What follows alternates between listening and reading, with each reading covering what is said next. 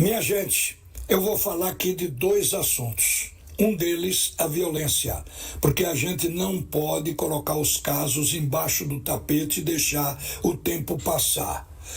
Pessoas que acharam a agressão da quadrilha organizada do esporte ao time do Fortaleza tão absurda e criminosa, elas continuam querendo saber se já tem algum daqueles bandidos preso. A resposta é que a polícia, que já tem 2 identificados, porque eles se apresentaram e foram liberados, deve estar investigando sigilosamente e que certamente, quando apresentar, não vai apresentar 1 ou 2, mas um grupo daqueles marginais. E o passo seguinte, certamente, será o julgamento e a condenação, que a gente espera exemplar. É o que está se esperando da ação policial e da justiça no caso da tentativa de homicídio ao time do Fortaleza. Porque isso fere, independente de camisa de clube, isso fere a sociedade. As pessoas se sentem agredidas, sem segurança, na rua, nos estádios, em qualquer lugar. E por isso cobram providência.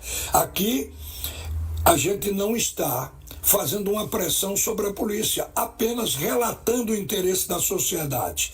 É bom que a gente lembre, e é bom também para que ninguém esqueça, o ano passado foram registrados casos de violências em São Paulo, no Rio de Janeiro, em Belém, aqui no Recife, em Fortaleza e Maceió, com um saldo de 8 mortos no futebol.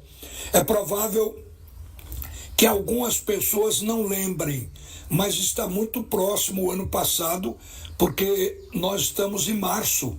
Então, do ano passado, 2023 para cá, em campos de futebol e com ação de torcidas organizadas, 8 torcedores já foram mortos.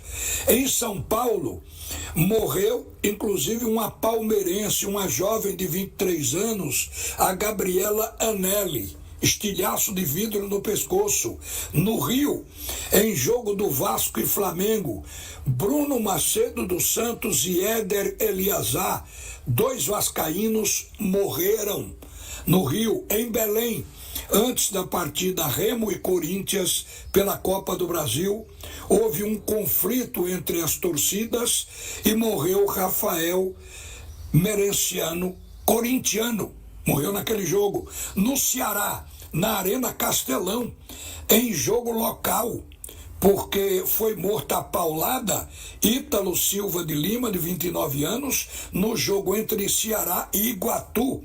Era pela semifinal do Campeonato Cearense no ano passado. Em Maceió, no jogo entre CSA e Confiança, foi morto o torcedor Pedro Lúcio dos Santos, o Peu, a golpes de barra de ferro em pleno Rei Pelé. E todos lembram que na final do Campeonato Carioca, já no meio do ano, morreu também no Rio de Janeiro um torcedor do Fluminense, Thiago da Mota. E aqui no Recife, todos lembram que mataram um torcedor do Santa Cruz que se dirigia para o estádio do Arruda. Ele ia para o jogo entre Santa Cruz e Campinense pela Série D do ano passado, quando foi emboscado. Se não estou enganado, foi na Avenida Caxangá por uma torcida local aqui do Recife. E os torcedores mataram esse rapaz à paulada. Então nós estamos lembrando para que não se esqueça, e dando graças a Deus que ninguém morreu do time do Fortaleza. Tem jogador ainda em recuperação, sem jogar, mas todos estão vivos. Isto é uma coisa realmente que deixa uma preocupação, porque se não houver uma providência, se não aparecerem os culpados, a gente vai ficar imaginando que tudo pode se repetir. Mas vamos deixar a violência de lado, porque há muito que eu não via um jogo tão comentado pelo torcedor, tão badalado, tão esperado como esse de amanhã entre Santa Cruz e Sport. Depois que o Santa Cruz reconquistou sua vaga na Série D e a classificação para esta semifinal, infundiu uma confiança no torcedor. E o torcedor coral acha que pela tradição, pela rivalidade, pode dar para o Santa Cruz, apesar do Santa Cruz ter um investimento muito mais baixo do que o do Sport. O torcedor do Sport, ele também se empolgou.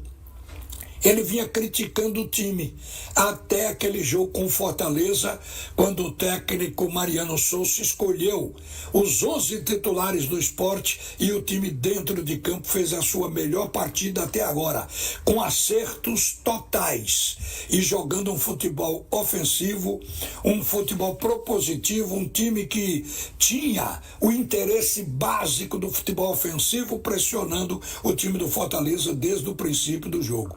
Então a gente fica imaginando o que o técnico do Santa Cruz vai colocar em campo, Itamachule, e qual time que o técnico do Sport, Mariano Souza, também vai colocar. Eu imagino que o Santa Cruz teve um problema de contusão na zaga, deva formar com William, Arnaldo, Ítalo, Paulo César e Juan Tavares. Aqui eu encontro o sistema defensivo com jogadores que tiveram melhor atuação no setor. O meio-campo é o meio-campo desenhado. Lucas Siqueira, Caio Melo e Matheus Melo, jogando aí com 2 volantes, que um deles, o Caio Melo, atua até como meia, ao lado do Matheus Melo, quando o Santa tem a posse de bola. O ataque, João Diogo conquistou essa vaga, Pedro Bertoluzzo, que é o centroavante artilheiro, e Thiaguinho, que também cresceu e acabou entrando como titular na cabeça de todo mundo. O time do Sport, eu tenho a tendência aqui de escalar o que jogou contra o Fortaleza, mas o Sport hoje tem outras variantes. Aquele time foi formado com Kaique França, Pedro Lima, Rafael Thierry. Rafael agora está passando no exame médico para ver se realmente tem condições de jogar, o Thierry. Luciano Castanho e Filipinho. O meio campo, Felipe, Fabrício Domingues e Alan Ruiz. Fabrício Domingues, para mim, tecnicamente e taticamente, unindo as duas coisas, que é a qualidade do futebol dele, mais a aplicação dele no plano tático, portanto, técnico e tático, foi a melhor partida dele. Ele jogou, quando o Sport estava sem a posse da bola, como um segundo volante, e quando o Sport atacava, ele era um meia, encostando na direita em Lucas Lima, que naquele jogo jogou como ponta eventual, ou com o Gustavo Coutinho pelo centro. Foi um jogador que chamou a atenção por se adaptar a esse tipo de jogo, o Fabrício Domingues. O ataque, Lucas Lima, que vem jogando mais na frente do que no meio, Gustavo Coutinho e Romarinho. Quem corre risco é Romarinho, porque Romarinho não evoluiu como os demais.